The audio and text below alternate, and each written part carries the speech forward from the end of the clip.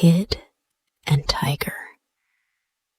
Once upon a time, there lived in the forest a mother goat who had 4 fat little kids named Roley, Poley, Skipster, and Jumpster. Not far away from the home of the goats lived a mother tiger with her 2 little cubs. Now the mother tiger always pretended to be a dear friend of the nanny goat, but she really was jealous because Nanny had 4 little ones while she herself had only 2. One day, the old tiger growled to herself, "If only I could find some way to eat up 2 of Nanny's kids, then all things would be equal. But I must never let Nanny suspect me." So the tricky tiger licked her striped coat until it fairly shone, and she went to call on the nanny goat. "Dear friend Nanny," she said with a sweet smile, "my little ones have gone out, and I am very lonely at home. Do please let one of your dear little kids sleep with me." "Why, I shall be very glad to have one of them go," answered the stupid goat, for she felt flattered that one of her children should be invited to visit the great tiger. So Mother Goat went out to find her children. They were all having a frolic together. Roley and Poley were rolling over and over upon the ground, and Jumpster was jumping over Skipster. Come, children, called their mother. "A good, kind friend has invited one of you to come and spend the night in her house." "Ma, bleated all the kids as they came running up, and 3 of the little kids shouted, "Let me go! Let me! Oh, let me!" But Roley, who was a wise little kid, said very quietly, "Who is the friend, Mammy?" "Why, it is your dear Aunt Yellowstripe," answered the mother goat. Then all the little kids looked very sad, for they were afraid of the tiger. Although the mother tiger always smiled upon them, they could see her glistening teeth, and when she tried to shake paws with them, they were afraid of her cruel claws. Sometimes, when she rolled her eyes and looked at them, they felt that there was a gleam in her eyes, which was not for their good. "No, thank you, Mammy. I would rather stay at home with you," said Skipster. "No, thank you, Mammy," said Jumpster. "No, thank you, Mammy," said Poley. They looked about at Roley to join in their frolic, but, to their great surprise, Roley said, "Yes, Mammy, I will go, gladly." "Ba, ba, bad, too bad, ba, bod," bleated the other 3 kids. "Oh, don't go, poor Roley. We do not trust that terrible tiger." But Roley would not heed their warning. He knew what he was about, and he made up his mind that he would not let that terrible tiger trick him. So Roley went home with the tiger, and although she purred over him and made a great fuss over him, he watched her very sharply. When it was time to go to bed, Roley pretended to go to sleep, but he was watching all the time. At last, he heard the old tiger snoring. He got up as softly as he could and went to the back of the den and found one of the baby tigers. They had not gone out, as their mother had said, but were sleeping in a dark corner. Roley took the little tiger cub and put it down by the mother tiger. Then he went and hid by the other little tiger. About midnight, the old mother tiger awoke and felt the little warm thing curled up by her side. Then she brought down her powerful paw with such force that she killed the little one at once and gobbled him up. It was so pitchy black that she did not know until morning that she had eaten one of her own babies by mistake, for there was little Roley on the floor playing with her other little one. When she realized what had happened, she was wild with rage. Her eyes gleamed with a cruel light, but she managed to purr out sweetly. "Did you sleep well last night, Roley dear?" "Yes, Auntie," said Roley. "Only a gnat stung me." "Well, never mind," she murmured. "Just come again tonight, and we shall see what we shall see." That night, everything happened just as before. Only Roley put a huge stone in his place, and then he ran for home as fast as he could go. At midnight, when the tiger awoke, she brought down her paw upon the stone. "Did you sleep well last night, Roley dear? Did you sleep well last night, Roley dear?" "My gracious," she said, "but that is a strong kid. I must kill him now, or he will kill me when he grows up."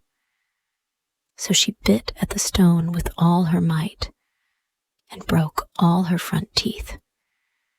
Howling with rage and pain, she looked all about her den, but Roley was not to be found. Mother Tiger lay awake all night with the pain in her teeth. She thought and thought, but she could not plan her revenge upon Roley. So, in the morning, she went to a wise old one-eyed tiger, her friend and counselor, and asked him how she could punish Roley. They talked, and they walked, and they walked, and they talked, and when they came back to the den, there was the reckless Roley, rolling about with the little tiger cub. "Ha, ha," laughed the old tiger. "So here you are, you little rascal. Just sit down, and I will tell you a nice story." "Oh, do, dear Uncle One-Eye," cried Roley. So One-Eye began. "When I eat my dinner, I like to eat kids.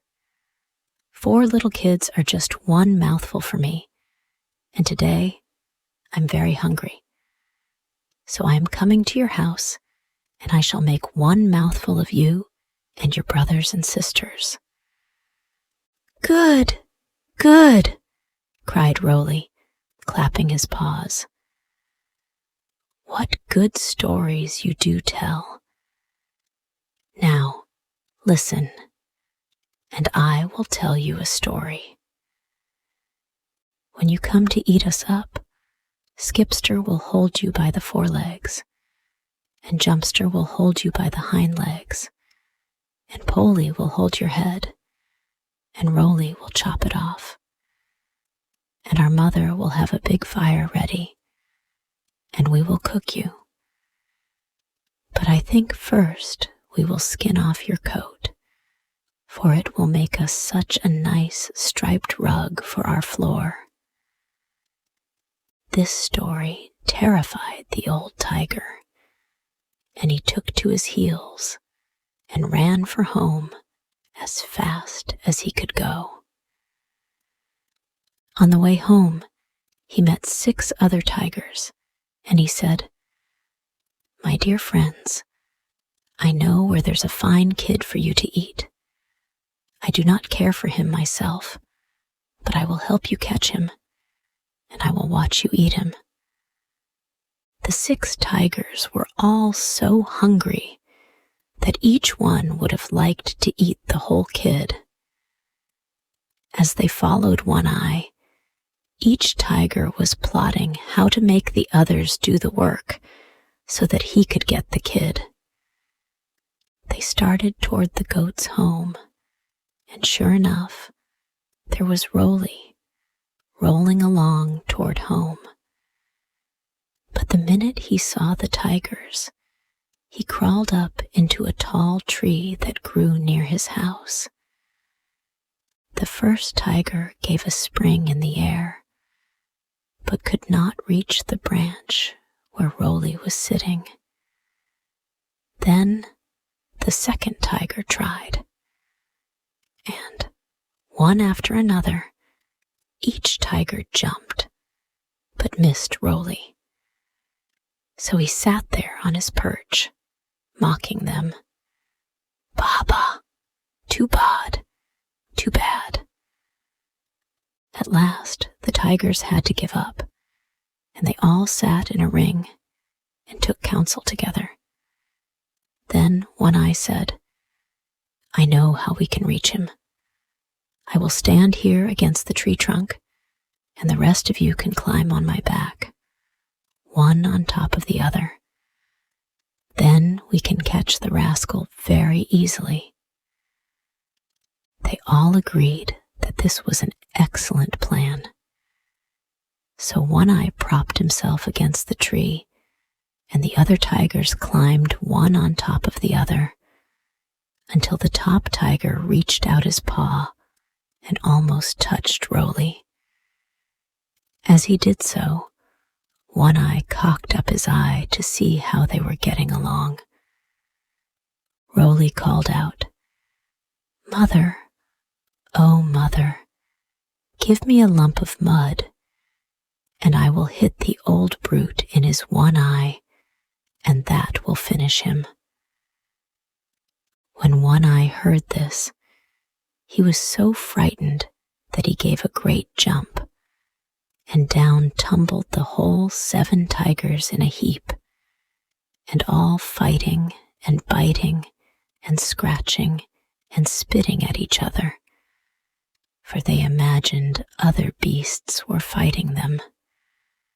And so they fought with one another until they were quite worn out. As soon as each of the 7 tigers got his 4 legs to himself, off he went to his home. Then Roley climbed down from the tree, and all those joyous kids kicked up their heels and rejoiced together. Although they never had a tiger skin rug for their floor, they were just as happy, for they did not care to be reminded of their tricky friend, Yellow Stripe. And the terrible tigers were so frightened that they never again troubled Nanny Goat and her 4 frolicsome kids. And now this story ends. Hey, thank you so much for listening to the whole story. If you liked this story and want to thank me for creating this story, then you can buy me a cup of tasty coffee.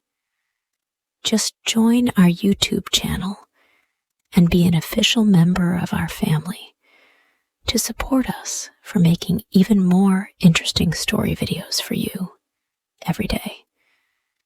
You know, it takes a lot of effort, research, and money to find and buy premium contents, and to writing, creating, editing, organizing, and publishing every single video, which could melt your hearts or could be one of the most interesting stories of all time. So, hit the like button to save this video. And most importantly, subscribe to our YouTube channel to learn English by watching super interesting English stories every day. Thank you.